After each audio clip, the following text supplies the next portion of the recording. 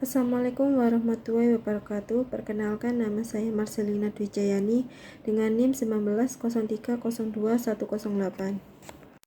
Assalamualaikum warahmatullahi wabarakatuh. Perkenalkan, nama saya Sobrina Al-Alifah dengan NIM 190302090. Di sini saya dan Marcelina akan menjelaskan tentang pengantar akuntansi syariah.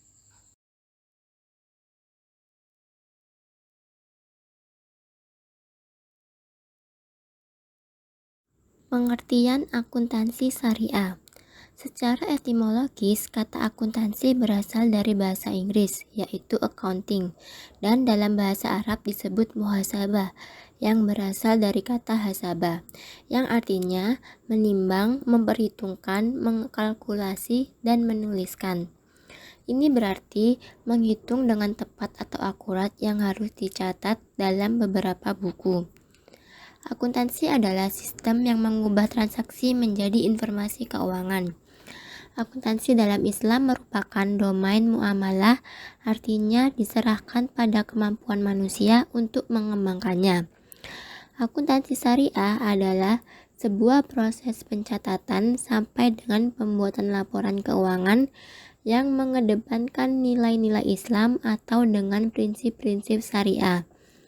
Prinsip syariah adalah prinsip hukum Islam dalam kegiatan bank dan lembaga keuangan berdasarkan fatwa yang dikeluarkan oleh lembaga yang memiliki kewenangan dalam penetapan fatwa di bidang syariah. Artinya, akuntansi Islam dibangun di atas dasar pemikiran manusia yang memperhatikan hukum-hukum Allah yang terdapat dalam Al-Quran dan Al-Hadis. Akuntansi syariah merupakan disiplin ilmu yang relatif baru. Keberadaan akuntansi Islam seringkali dipertanyakan. Akuntansi Islam pada dasarnya sama dengan akuntansi pada umumnya. Kegiatan akuntansi seperti mencatat, menganalisis, menyajikan, dan menginterpretasikan data dan keuangan untuk membuat laporan keuangan yang dapat digunakan dalam pengambilan keputusan. Sederhananya, letak perbedaan transaksi muamalah berdasarkan kaidah yang ditetapkan oleh Allah SWT yang bersumber dari Al-Quran dan Al-Hadis. Dalam kegiatannya, setiap transaksi yang tercatat harus sesuai dengan syariah. Artinya, segala sesuatu yang ada di muka bumi ini harus mengikuti aturan Allah SWT. Karena akuntansi Islam mensyaratkan bahwa setiap kegiatan keuangan harus sejalan dengan etika dan tanggung jawab sosial.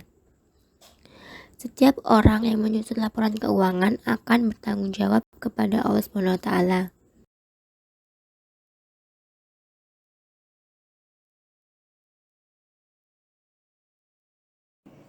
Kaidah akuntansi syariah didefinisikan sebagai dasar-dasar hukum yang berlaku dan permanen yang disimpulkan dari sumber-sumber hukum Islam dan dipergunakan sebagai aturan oleh seorang akuntan. Dasar hukum kaidah akuntansi diambilkan dari sumber-sumber fikih Islam, yaitu sebagai berikut. Al-Quran, yaitu kalam Allah yang diturunkan kepada Nabi Muhammad untuk dijadikan undang-undang yang mengatur manusia di segala bidang. Yang kedua, sunnah nabawiyah, yaitu apa-apa yang berasal dari Rasulullah, baik ucapan, perbuatan, maupun ketepatan yang dianggap sebagai uswah dan panutan. Yang ketiga, ijma, yaitu yang berasal dari kesepakatan para ulama dan imam-imam mujtahid yang terpercaya pada masa setelah wafatnya Rasulullah.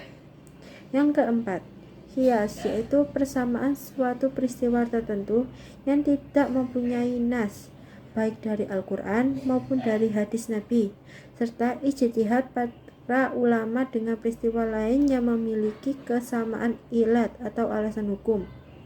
Yang kelima, uruf atau alat kebiasaan, yaitu apa yang telah dikenal dan terbiasa di kalangan masyarakat dengan syarat tidak bertentangan dengan prinsip-prinsip hukum Islam.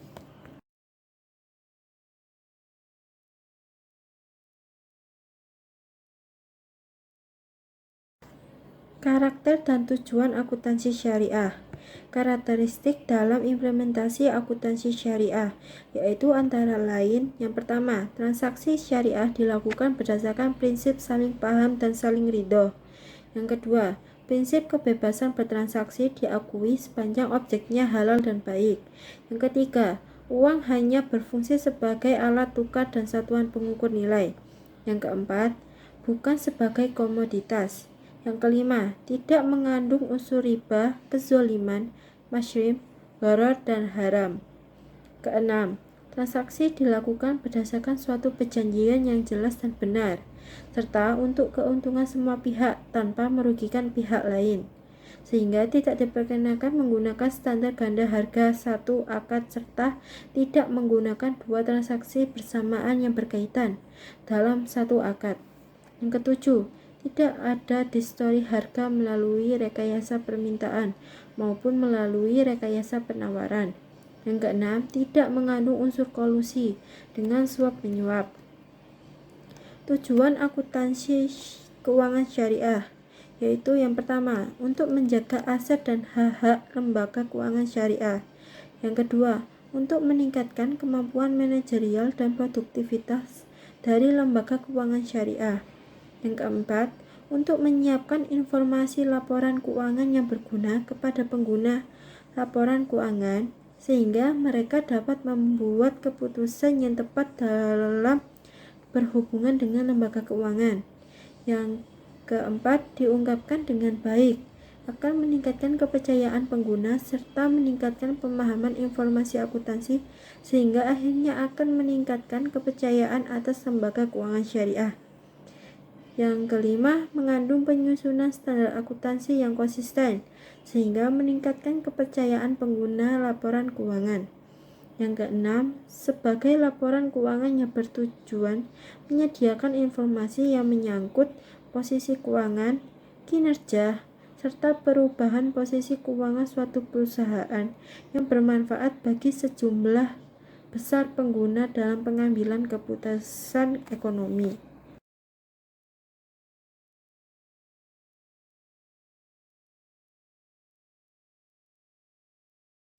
Selanjutnya adalah penerapan akuntansi Islam. Yang pertama, pada periode awal, yang terjadi pada tahun 1991 sampai dengan tahun 1998. Pada tanggal 1 November 1991, didirikan PT Bank Muamalat Indonesia yang diprakarsai oleh Majelis Ulama Indonesia dan pemerintah, dan memulai kegiatan operasinya pada tanggal 1 Mei tahun 1992. Sampai dengan tahun 2002, belum ada PSAK syariah yang mengatur, sehingga pada periode ini masih mengacu pada PSAK nomor 31 tentang akuntansi perbankan. Walaupun tidak dapat dipergunakan sepenuhnya, terutama paragraf-paragraf yang bertentangan dengan prinsip syariah, seperti perlakuan akuntansi untuk kredit. Sehingga bisa dikatakan pada periode ini bentuk nyata implementasi akuntansi syariah masih belum diakomodasi oleh pemerintah. Hal ini dikarenakan pemerintah harus melakukan pengkajian terlebih dahulu pada sistem akuntansi yang akan diimplementasikan pada perbankan yang ada di Indonesia. Yang kedua yaitu pada masa pertengahan, yang terjadi pada tahun 2000 sampai tahun 2007. Periode tahun 2000 sampai 2007 sudah ada PSAK nomor 59 tentang akuntansi perbankan syariah yang dapat digunakan sebagai acuan akuntansi untuk bank umum syariah, bank perkreditan rakyat syariah, dan kantor cabang syariah, sebagaimana tercantum dalam ruang lingkup PSAK tersebut. Akan tetapi, PSAK nomor 59 hanya diperuntukkan lembaga keuangan bank, sedangkan lembaga keuangan non-bank tidak terikat pada PSAK nomor 59.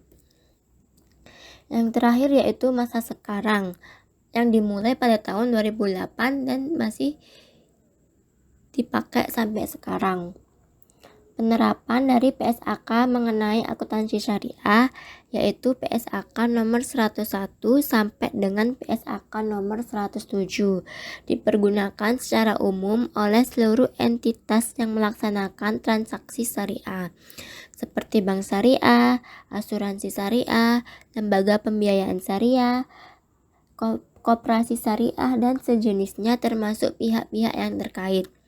Di sisi lain, terdapat PSAK yang hanya dipergunakan oleh industri khusus karena memiliki karakter khusus yang tidak dapat disamakan dengan entitas yang lain, misalnya asuransi syariah. Oleh karena itu, dalam melaksanakannya, industri khusus ini harus menerapkan PSAK yang berlaku umum dan juga PSAK yang berlaku khusus tersebut.